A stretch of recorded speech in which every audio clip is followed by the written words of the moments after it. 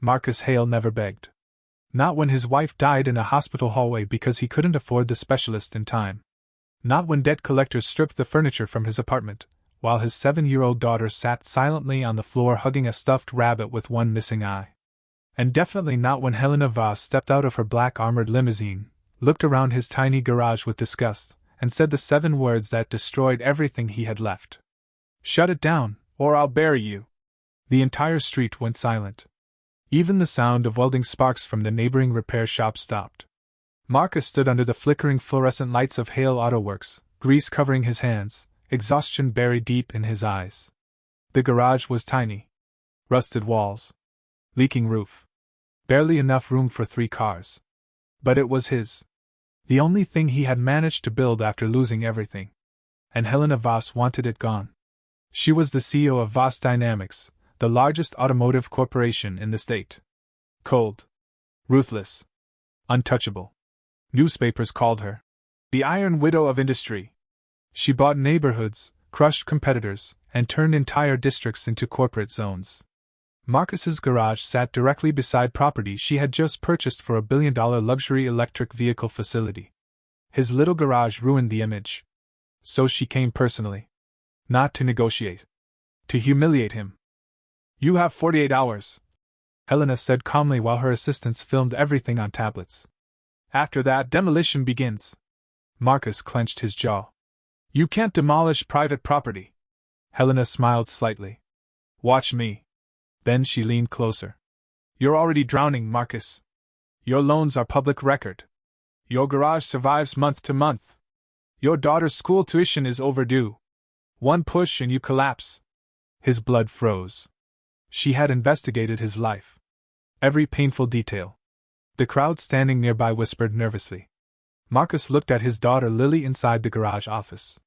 She was coloring quietly at the desk, unaware her entire future was hanging by a thread.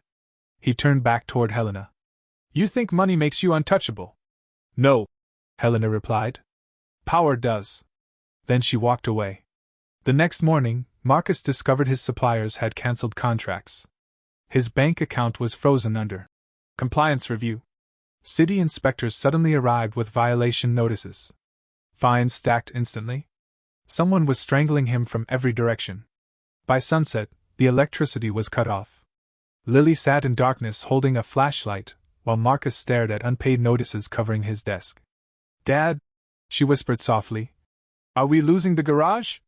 Marcus forced a smile that hurt more than any punch he had ever taken. "No, sweetheart." But he was lying. 3 days later, bulldozers arrived. Helena stood across the street in a gray coat, watching silently while workers placed eviction notices on the building. Marcus signed the final paper with shaking hands. Everything he built was gone. The crowd expected him to scream. Instead, he picked up Lily's backpack, took her hand, and walked away without saying a word. Helena watched him leave. And for the first time in years, she felt uneasy. Because broken men usually cried. Marcus Hale looked dangerous. For 2 months, nobody saw him. Rumors spread everywhere. Some said he left the city. Others claimed he was living in his car. Helena forgot about him quickly. Billion-dollar construction consumed her attention. Investors flooded the city. Her new facility became the centerpiece of national headlines. Then, on a rainy Thursday morning, her chief financial officer rushed into her office pale with panic. "Ma'am, we have a problem." Helena barely looked up from her documents. "What kind?" "A manufacturing contract." "What about it?" "We lost it." Helena frowned. "To who?" The CFO swallowed hard. "A company called Titan Forge Industries." Silence. Helena slowly lifted her eyes. She had never heard of them. "That's impossible," she said coldly. "No startup can outbid us on federal manufacturing." "That's the problem," the CFO whispered. "They didn't outbid us. They outperformed us." Helena snatched the file. Inside were photographs of revolutionary engine systems, industrial robotics, and production facilities operating at impossible efficiency. Then she saw the CEO name. Marcus Hale. Her heartbeat stopped. No. But it was real. Within 8 months of losing his garage, Marcus Hale had built a manufacturing company powerful enough to steal government contracts away from billion-dollar corporations. Helena immediately ordered a full investigation. The results terrified her. Marcus had purchased an abandoned steel factory outside the city for almost nothing. The place had been dead for 15 years. Rusted machinery. Collapsed ceilings. Environmental damage. Worthless. Except Marcus had somehow rebuilt it. And not alone. Hundreds of unemployed mechanics, welders, engineers, and factory workers had joined him. Men and women abandoned by corporations like Vast Dynamics. Marcus gave them jobs. Purpose. Ownership. Unlike Helena, who ruled through fear, Marcus built loyalty. Workers practically worshipped him. "He works beside us," one employee told reporters during an interview. "He knows our kids' names. He eats lunch with mechanics." Titan Forge exploded across the market like wildfire. Their technology was faster, cheaper, smarter, and investors began abandoning Vast Dynamics. Helena sat in silence watching news anchors praise the same man she publicly destroyed months earlier. Then came the final insult. A viral video surfaced online. It showed Marcus standing inside the massive renovated factory while Lily pressed a giant green activation button beside him. The entire facility roared to life behind them as thousands of workers cheered. Then Marcus spoke directly into the cameras. "They tried to shut down one small garage." He paused. "So I built something they can never destroy." The internet exploded. Millions shared the clip. Marcus became a symbol overnight. Single father. Underdog. Builder. Survivor. And Helena became the villain. Vast Dynamics stock began collapsing. Board members panicked. Investors demanded answers. One elderly board director finally slammed his fist against the table during an emergency meeting. "You created this monster!" Helena's expression hardened. "Careful." "No," the man snapped. "You crushed a man who had nothing left to lose. Now he's taking everything." Helena stormed out of the meeting furious. But deep inside, fear had started growing. Because Marcus wasn't acting emotional. He was strategic. Every move targeted Vast Dynamics precisely. Contracts disappeared. Partners switched sides. Employees resigned and joined Titan Forge. And then Helena received the message that truly shook her. Marcus had purchased the property directly across from Vast Dynamics headquarters. Construction began immediately. 3 months later, the new Titan Forge Global Tower stood towering over the skyline like a declaration of war. The grand opening invitation arrived personally at Helena's office. Black envelope. Silver lettering. No signature. Inside was only one sentence. "Power changes quickly." Helena crushed the paper in her fist. But she still attended. Because she needed to see him. The opening ceremony was chaos. Media everywhere. Politicians. Investors. Celebrities.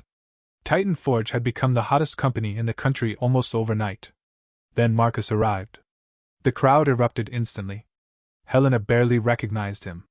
The exhausted garage mechanic was gone. Marcus now wore a perfectly tailored black suit. Calm confidence radiated from him naturally. His posture alone controlled the room. But his eyes remained exactly the same. Sharp. Dangerous. Focused. Lily walked beside him smiling proudly. Helena suddenly noticed something painful. The little girl no longer looked afraid. Marcus saw Helena immediately across the ballroom. Their eyes locked. The entire room seemed to disappear. Then Marcus calmly walked toward her. Every camera turned instantly. People held their breath. Helena expected rage. Revenge. Humiliation. Instead, Marcus stopped inches away and spoke quietly enough that only she could hear. "You should have left my garage alone." The words hit harder than a scream. Helena lifted her chin. "You got lucky." Marcus almost smiled. "You still don't understand." Then he handed her a tablet. Her blood turned cold as she read the screen. Titan Forge had just acquired controlling shares in Vast Dynamics. Helena looked up sharply. "That's impossible." "No," Marcus replied calmly. "It was expensive." "You think this hurts me?" she whispered angrily. Marcus leaned closer. "You didn't just attack my business. You threatened my daughter's home." For the first time in years, Helena Voss felt genuinely powerless. Within weeks, the corporate war became brutal. Helena fought like an animal cornered for slaughter. Lawsuits, media attacks, political pressure. She threw everything she had at Titan Forge. Marcus absorbed every hit without flinching. Because unlike Helena, he knew how to survive pain. He had lived in it. Then came the scandal that destroyed Vast Dynamics forever. Anonymous files leaked to journalists exposing years of illegal land seizures, bribery, financial manipulation, and intimidation tactics connected directly to Helena's leadership. Government investigations exploded instantly. Federal agents raided Voss headquarters. Investors fled completely. The empire began collapsing in real time. Helena sat alone inside her massive office one night staring at the city skyline while alarms echoed through empty hallways. Then the door opened quietly. Marcus stepped inside. She laughed bitterly without looking at him. "You came to watch me die?" Marcus stayed silent. Rain hammered against the windows. Finally Helena whispered, "Did you leak the files?" "No." She looked at him suspiciously. "Then who did?" Marcus answered softly. "People you destroyed."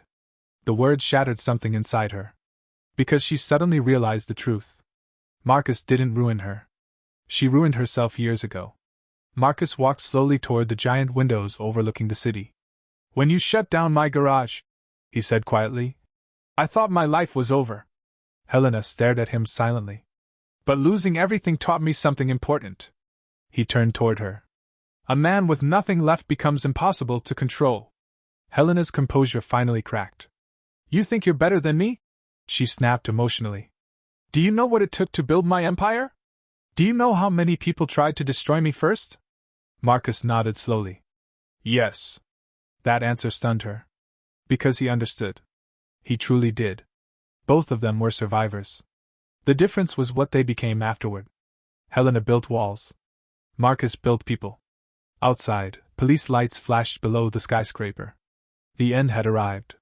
Helena looked exhausted suddenly. Older. Smaller. "What happens now?" she asked quietly. Marcus looked toward the city where the old industrial district once stood abandoned.